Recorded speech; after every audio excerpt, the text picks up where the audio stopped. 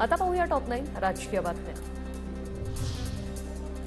तुरुंगापासून वाचवण्यासाठी अशोक चव्हाण भाजपवासी झाले। महाविकास आघाडीसोबत चर्चा करणारे अशोकराव आता पळून चाललेत। ठाकरे गटाचे खासदार विनायक राऊत यांची प्रतिक्रिया।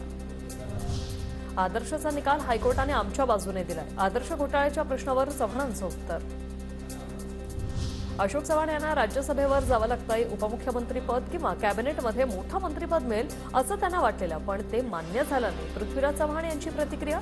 तर राज्यसभेवर पाठवून त्यांना राज्याच्या राजकारणातून बाहेर काढण्यात आलं असाही लगावला टोला। अशोक चव्हाण यांच्याकडून आशिष शेलारांचा मुंबई काँग्रेस अध्यक्ष म्हणून उल्लेख। फडणवीसांनी चूक सुधारली, भाजपमध्ये प्रवेश केल्याची केली आठवण। उपस्थितांमध्ये पिकला एकच हशा।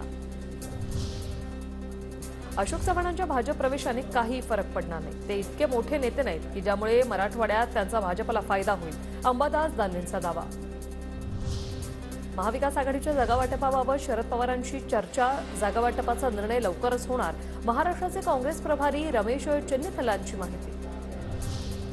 राज्यसभा उमेदवाराबाबत हायकमांड निर्णय घेणार। वडेट्टीवारांची माहिती। मोठा नेता गेल्याचं दुःख वगैरे काही नाही, जनता काँग्रेससोबत असंही केलं वक्तव्य। काँग्रेसचे 20 ते 22 आमदार निवडणुकीत विरोधात मतदान करण्याची शक्यता। काही आमदार अशोक चव्हाणांच्या संपर्कात, सूत्रांची माहिती। मल्लिकार्जुन खरगे आणि केसी वेणुगोपाल यांचा बाळासाहेब थोरातांना फोन। पक्षातील डॅमेज कंट्रोल आणि संघटना बांधणीकडे लक्ष देण्याच्या सूचना।